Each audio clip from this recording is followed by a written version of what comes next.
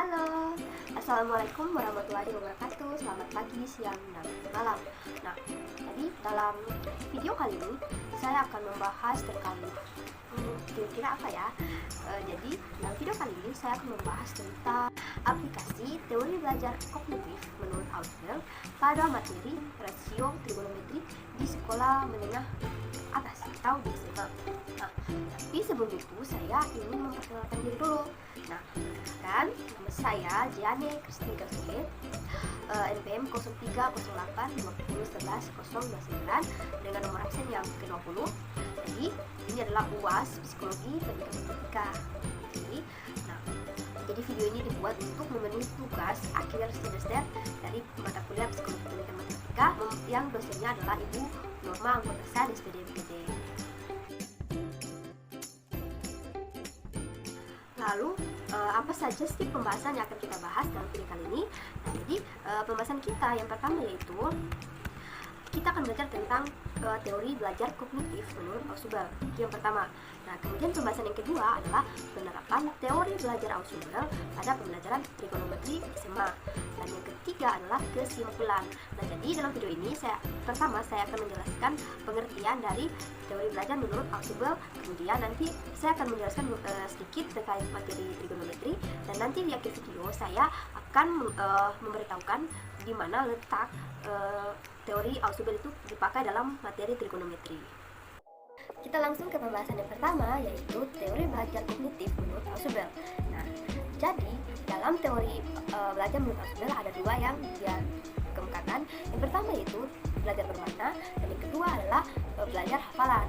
Oke, jadi David Ausubel banyak mencurahkan perhatiannya pada pentingnya mengembangkan potensi kognitif siswa melalui proses belajar bermakna atau meaningful learning, dan belajar verbal yang dikenalkan dengan expressivity learning.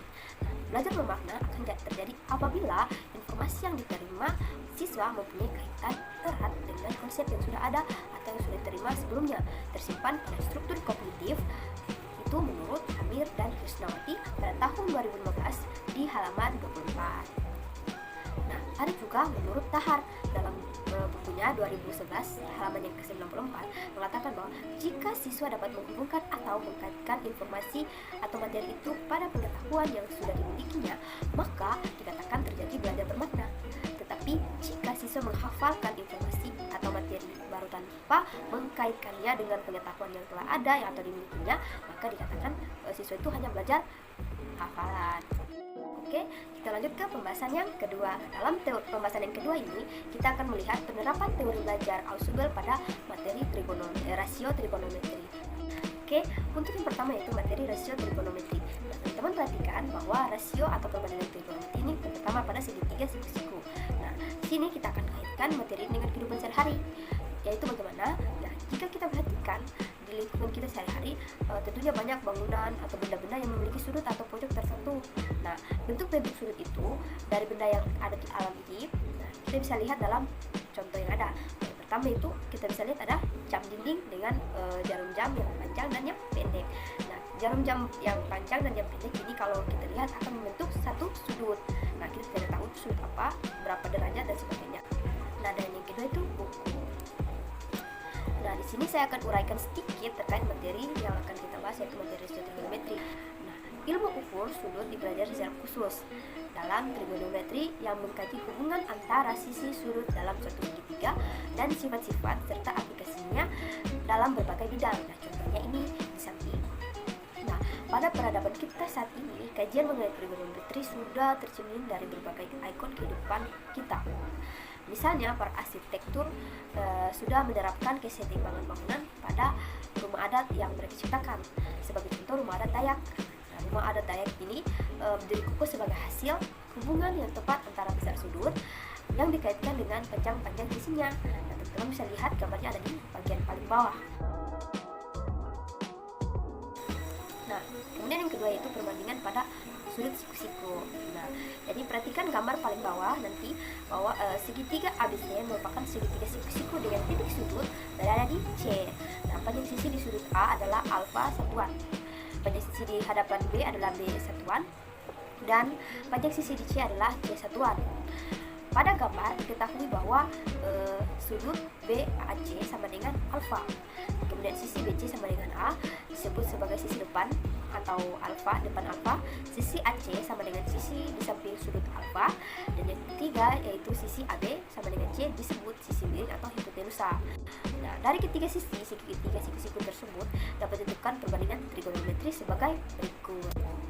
Nah, selanjutnya definisi perbandingan trigonometri dapat teman-teman lihat di samping bahwa ada 6 perbandingan. Yang pertama sinus, kosinus, tangen, kotangen, sekan, dan kosekan. Nah, beberapa contoh ini yang saya temukan dalam kehidupan sehari-hari yang biasa digunakan, rasio perbandingan trigonometri yang digunakan dalam kehidupan nyata. Masih banyak lagi, tapi di sini saya yang memberikan beberapa saja. Untuk yang pertama yaitu kita akan menghitung tinggi bangunan, tinggi gunung, tinggi pohon, tinggi bukit, dan tinggi benda. Dan tadi saya sudah sempat singgung di awal bahwa perbandingan trigonometri ini kita bisa menggunakan untuk menghitung tinggi bangunan, tinggi pohon, dan lain sebagainya. Nah, jadi apabila kita tahu jarak antara kamu dan benda, perhatikan gambar bahwa yang kamu amati adalah sudut elevasi, karena si pengamat berada di bawah dan yang dia memperhatikan di bagian atas, nanti terbentuklah sudut elevasi. Nah, kemudian yang kedua yaitu dalam bidang teknik sipil. Nah, saya juga kurang jelas ini seperti apa, tapi ini adalah disebut dengan peta topografi. Itu juga sering dipakai dalam teknik sipil untuk mengukur luas tanah. Nah, dan ini adalah contoh soal untuk perbandingan trigonometri. Itu adalah contoh soal untuk perbandingan trigonometri dalam menghitung tinggi pohon. Nah, jadi kan ada dua teori belajar menurut Ausubel, yaitu bermakna dan hafalan. Untuk yang pertama yaitu belajar bermakna atau meaning learning. Nah, dari simpulan materi rasio trigonometri bahwa pada awal pembelajaran kita mengkaitkan materi dengan beberapa hal pengetahuan yang baru yang ada dalam kehidupan sehari-hari, seperti menunjukkan sudut pada jam yang ada dalam jarum jam panjang dan jarum jam pendek akan membentuk satu sudut, di mana sudut itu adalah menjadi satu landasan awal sebelum kita masuk jauh ke materi rasio trigonometri. Dan pada materi terakhir kita terapkan dalam kehidupan sehari-hari. Nah, dengan memberikan contoh seperti itulah, maka siswa-siswi akan mengingat kembali bentuk dari jarum jam tersebut pada saat membentuk sudut. Nah, dengan demikian, belajar bermakna yang dimaksud sudah dapat diterapkan pada saat pembelajaran materi rasio trigonometri. Karena pada suatu proses pembelajaran akan lebih mudah dipelajari dan dipahami para siswa jika para guru mampu untuk memberikan kemudahan bagi siswanya sedemikian hingga siswa dapat mengkaitkan pengetahuan yang baru dengan pengetahuan yang sudah ada yang dimilikinya pada struktur kognitifnya. Nah, itulah yang dimaksud daripada belajar bermakna atau meaningful learning yang digagas oleh David P. Ausubel. Jadi intinya adalah tadi pada saat awal pembelajaran saya mengkaitkan atau membuat mengingat kembali tentang bagaimana bentuk dari jarum jam yang membentuk sudut, atau misalnya kita sebagai guru kalau lebih bagusnya kita membawa jam dinding, bawa langsung pada saat pembelajaran rasio trigonometri, kemudian menunjukkan di bagian mana yang dikatakan ada sudutnya, begitu supaya siswa pun ternyata kan jarum jam mereka sudah bisa jam ini mereka sudah sering lihat di rumahnya. Nah, tapi mereka tidak tahu ternyata dari jarum jam itu kita bisa mengetahui ada sudut di dalam situ. Nah, jadi itu adalah mengkaitkan kembali informasi yang sudah ada dengan informasi yang baru yang akan kita pelajari selanjutnya. Itu yang dimaksud dengan belajar bermakna. Nah, kemudian yang kedua yaitu belajar hafalan atau rote learning. Nah, untuk mengetahui belajar hafalan, kita harus memperhatikan contoh yang di bawah ini. Nah, misalnya kita mengambil satu contoh soal yang tadi dengan mencari nilai tinggi pohon. Tadi kan karena contoh soal merupakan evaluasi juga dan pembelajaran, dan tinggi pohon adalah 101,7 meter. Nah, namun ketika kita menanyakan alasan dari contoh soal yang ada dan siswa tersebut hanya menjawab ya tinggi pohon dari pohon itu yaitu hanya 107 meter, itu yang saya ketahui. Nah, tanpa ada alasan lain yang bisa dikaitkan dengan kehidupan sehari-hari atau alasan lain yang bisa dikatakan bahwa siswa itu mengingat kembali. Nah, itu artinya dia tidak menyimpan materi yang telah dipelajari dengan baik atau ingatannya tentang materi tersebut tidak bertahan lama. Dari contoh itu, kalau kita kaitkan dengan teori belajar menurut Ausubel bahwa dia hanya belajar bermakna, dia hanya belajar hafalan, belum belajar bermakna. Karena dia hanya mengingat sesuatu tanpa mengkaitkan apapun dalam kehidupan sehari-hari atau dalam konsep materi yang diajarkan gitu. Nah, materi dalam pembelajaran matematika bukanlah pengetahuan yang terpisah-pisah, namun merupakan satu kesatuan sehingga pengetahuan yang satu dapat berkaitan dengan pengetahuan yang lain. Nah, jadi teman-teman, kita sudah sampai hampir ke penghujung video. Kita akan masuk ke pembahasan yang ketiga, yaitu kesimpulan. Nah, dari yang dipaparkan di atas jelaslah bahwa untuk menguasai materi matematika, seorang siswa harus menguasai beberapa kemampuan dasar. Setelah itu, siswa harus mampu mengkaitkan antara pengetahuan yang baru dengan pengetahuan yang sudah dipunyainya. Jelaslah menurut Ausubel bahwa pengetahuan yang sudah dimiliki siswa akan sangat menentukan keberhasilan dan tidaknya suatu proses pembelajaran. Di samping itu, seorang guru harus dituntut untuk mengecek kembali, mengingat kembali, ataupun memperbaiki pengetahuan prasyarat siswanya sebelum ia memulai membahas topik-topik yang baru, sehingga pengetahuan yang baru tersebut dapat berkaitan dengan pengetahuan yang lama yang lebih dikenal dengan belajar bermakna. Nah, teori Ausubel mengatakan bahwa dia hanya belajar hafalan atau learning karena dia hanya mengingat sesuatu tanpa mengkaitkan dengan apapun, baik dalam kehidupan sehari-hari atau konsep yang dipelajari dalam materi. Nah, jadi itulah teman-teman kesimpulan dari video kita di saat ini tentang penerapan teori belajar kognitif menurut Ausubel pada pembelajaran rasio trigonometri di SMA. Nah, semoga video yang saya berikan ini bisa bermanfaat bagi teman-teman semua yang menonton video ini, dan semoga teman-teman juga bisa menerapkan ini dalam pembelajaran di sekolah dan dimanapun. Nah, akhir kata, semoga sehat-sehat. Wassalamualaikum warahmatullahi wabarakatuh dan selamat pagi.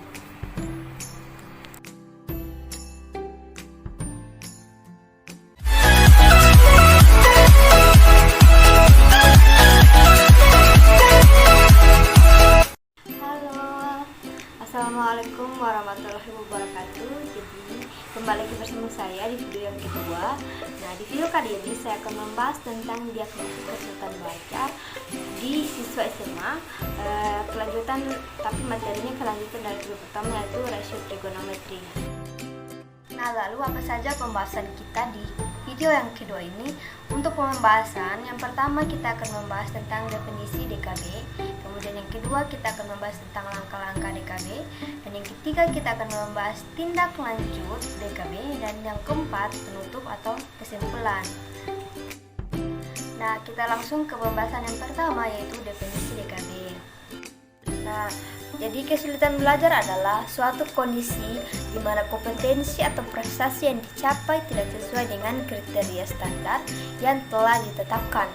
Ya, kondisi yang demikian ini umumnya disebabkan oleh faktor biologis dan fisiologis serta faktor psikologis, yaitu kesulitan belajar yang berkenaan dengan rendahnya motivasi dan minat belajar. Nah, itu adalah definisi dari diagnosis kesulitan belajar. Itu tadi definisinya menurut Purnomo tahun 2019 di halamannya ke 256. Nah, langsung saja kita ke pembahasan yang kedua, yaitu langkah-langkah DKB atau diagnosis kesulitan belajar. Nah, jadi dalam diagnosis kesulitan belajar, yang pertama yaitu identifikasi kasus, yang kedua identifikasi masalah, yang ketiga adalah identifikasi faktor-faktor penyebab kesulitan belajar, yang keempat referral, dan yang kelima adalah remedial. Nah, untuk lebih jelasnya kita simak penjelasan berikut. Untuk yang pertama yaitu identifikasi kasus. Di sini ini saya telah menetapkan siswa mana yang akan saya diagnosis kesulitan belajarnya, yaitu siswi SMA Negeri 10 Kota Ternate kelas 11. Nah, nanti saya akan memperlihatkan bagaimana cara saya mendiagnosis kesulitan belajar pada siswa tersebut. Nah, itu adalah yang pertama. Kemudian yang kedua yaitu identifikasi masalah. Setelah menentukan dan memprioritaskan siswa mana yang diduga mengalami kesulitan belajar, maka langkah berikutnya adalah menentukan atau melokalisasikan pada bidang studi apa dan pada aspek mana siswa tersebut mengalami kesulitan. Nah, cara yang dapat dilakukan oleh guru adalah melakukan tes diagnostik dan juga wawancara. Nah, dalam video ini saya akan mendiagnosis siswa dalam materi rasio trigonometri. Itu adalah materi yang akan saya diagnosis pada siswa tersebut. Nah, nanti dilanjutkan dengan sesi wawancara. Nanti teman-teman simak pada video berikut ini.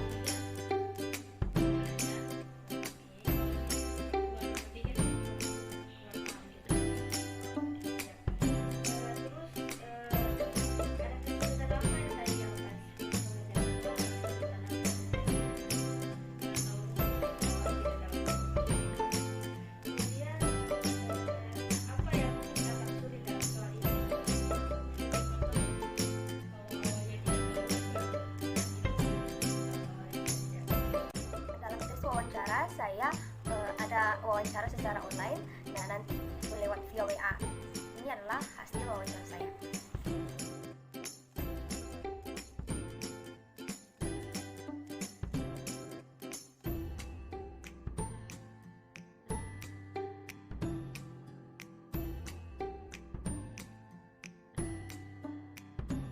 Ya, kalau teman-teman sudah menonton video yang tadi, nah selanjutnya kita masuk ke pembahasan yang ketiga, yaitu identifikasi faktor penyebab kesulitan belajar. Nah, faktor apa saja? Yaitu ada dua faktor, yaitu faktor internal dan faktor eksternal. Untuk faktor yang pertama yaitu internal, menurut pandangan saya, yang pertama yaitu siswa kurang berlatih mengerjakan soal. Kemudian yang kedua, siswa malas belajar. Dan yang ketiga, siswa kurang menguasai pengetahuan dasar. Keempat, siswa tersebut intelektualnya masih kurang. Dan yang kelima, siswa lupa rumus. Itu adalah menurut pandangan saya dari apa yang saya lihat dari siswa tersebut. Kemudian faktor yang kedua yaitu faktor eksternal. Yang pertama yaitu situasi belajar kurang mendukung, seperti ada siswa yang ribut saat di luar kelas. Kemudian yang kedua, belajar online membuat siswa kurang paham terkait pembelajaran matematika.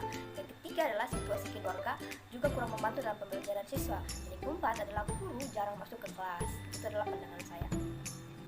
Lalu langkah yang keempat adalah revelan. Nah, dalam langkah ini menyusun suatu rencana atau alternatif bantuan yang akan dilaksanakan. Nah, rencana ini hendaknya mencakup yang pertama, cara-cara yang harus ditempuh untuk menyembuhkan kesulitan belajar yang dialami siswa bersangkutan. Kemudian yang kedua adalah menjaga agar kesulitan yang serupa tidak terulang kembali. Itu adalah kalau di referral itu menyusun. Kemudian langkah yang kelima adalah remedial. Nah, remedial ini adalah suatu proses kegiatan pelaksanaan program belajar mengajar khususnya bersifat individual diberikan kepada siswa yang mengalami kesulitan belajar yang bersifat mengoreksi atau menyembuhkan siswa yang mengalami gangguan belajar tersebut sehingga dapat mengikuti proses belajar mengajar secara praktikal kembali untuk mencapai prestasi yang optimal. Jadi dalam remedial kali ini misalnya kita sudah menemukan siswa yang mengalami kesulitan belajar, kita seperti menyembuhkan dengan mengoreksi kembali atau memberikan satu tugas-tugas tambahan untuk dia mengulang kembali materi tersebut sehingga dia bisa paham lagi. Kita lanjut ke pembahasan yang ketiga. Pembahasan ketiga adalah tindak lanjut diagnosis kesulitan belajar. Oke, tindak lanjut kesulitan belajar itu ada 4. Yang pertama yaitu analisis hasil diagnosis. Yang kedua yaitu menentukan kecakapan di bidang bermasalah. Yang ketiga menyusun program perbaikan, dan yang keempat melaksanakan program perbaikan. Oke, lebih lengkapnya perhatikan selanjutnya. Nah, untuk yang pertama yaitu analisis hasil diagnosis. Menurut hasil tes diagnosis dan tes wawancara yang dilaksanakan pada seorang siswa kelas 11 MIPA SMA Negeri 10 Kota Ternate memperlihatkan bahwa siswa tersebut mengalami kesulitan belajar pada materi rasio trigonometri dikarenakan siswa tersebut kurang menguasai materi tersebut. Nah, biasanya siswa yang kurang menguasai materi bisa terjadi karena siswa tersebut bermalas-malasan dalam belajar. Menurut pemantauan saya, siswa lebih bergantung kepada handphone dalam belajar maupun menyelesaikan soal-soal latihan. Dan juga belajar online dan guru jarang masuk membuat siswa lebih tidak paham terkait materi rasio trigonometri.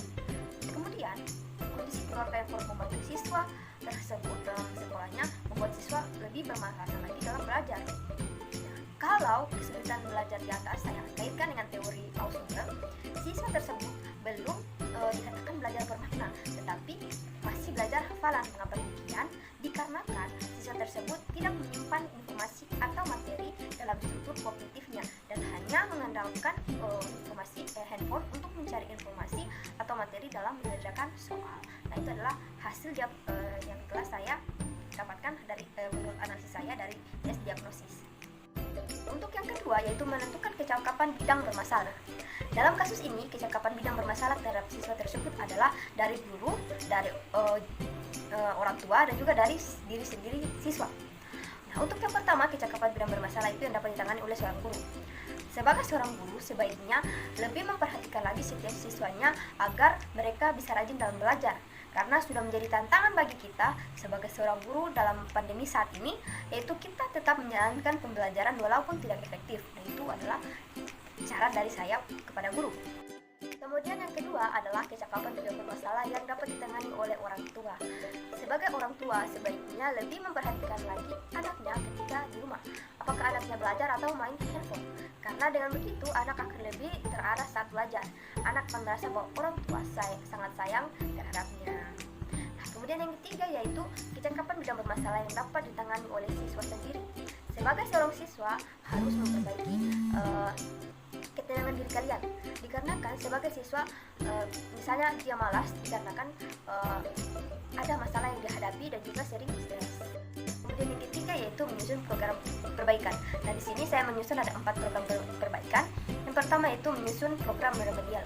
Nah, seperti yang saya katakan sebelumnya bahwa misalnya kita mendapatkan seorang siswa yang mengalami gangguan dalam belajar, kita memfokuskan kepada dia lalu memberikan program remedial seperti mengulang kembali materi-materinya, memberikan tugas dan lain sebagainya. Kemudian yang kedua, menciptakan suasana kelas menjadi menyenangkan. Nah, ketika siswa malas belajar, kita sebagai guru mengaktifkan kembali suasana yang ada di dalam kelas. Misalnya kita membuat suatu kelompok diskusi, kita memberikan tanya jawab, biar ada interaksi dan lain sebagainya, membuat suasana lebih menyenangkan lagi dan siswa juga lebih asik dalam belajar. Kemudian yang ketiga yaitu motivasi. Nah, motivasi ini lebih terkhususnya kepada orang tua, di mana orang tua lebih memperhatikan lagi anaknya, memberikan dukungan dan perhatiannya agar siswa bisa lebih bersemangat lagi dalam belajar. Karena kalau tidak ada dorongan dari orang tua, siswa pun jadi malas-malasan karena tidak ada perhatian dari orang tua. Kemudian yang keempat ini, program ini saya lebih kaitkan lagi dengan materi sih.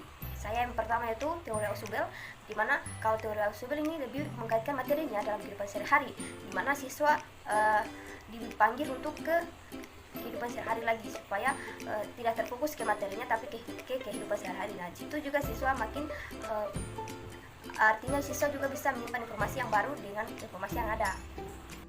Kemudian yang keempat itu melaksanakan program perbaikan. Nah, setelah menyusun program perbaikan, selanjutnya melaksanakannya. Program yang telah dibuat ditujukan kepada guru dan orang tua, karena saya merasa siswa tersebut kalau dari dalam dirinya dia masih bisa berubah baik, itu dibantu oleh guru maupun dari orang tua. Nah, jadi setelah semuanya sudah disusun, kemudian kita akan melaksanakan program perbaikan. Di sini saya tidak akan melaksanakannya karena saya belum menjadi guru. Oke, kita masuk ke pembahasan yang keempat yaitu penutup. Di sini saya akan menyimpulkan sedikit. Nah, kesimpulannya adalah berdasarkan hasil penelitian, analisis data dan pembahasan yang telah dilakukan, dapat saya simpulkan sebagai berikut. Dari hasil tes diagnostik, diketahui bahwa siswa melakukan kesalahan-kesalahan dalam tes diagnosis pada pokok pembahasan rasio trigonometri siswa kelas 12 MIPA SMA Negeri 10 Kota Ternate. Nah, kesalahan yang pertama yaitu kesalahan data. Kemudian kesalahan yang kedua adalah kesalahan proses yang keliru. Kemudian kesalahan yang ketiga yaitu kesalahan perhitungan. Keempat, kesalahan simbol. Kelima, kesalahan rumus. Itu adalah 5 kesalahan ini yang saya dapatkan dalam siswa tersebut.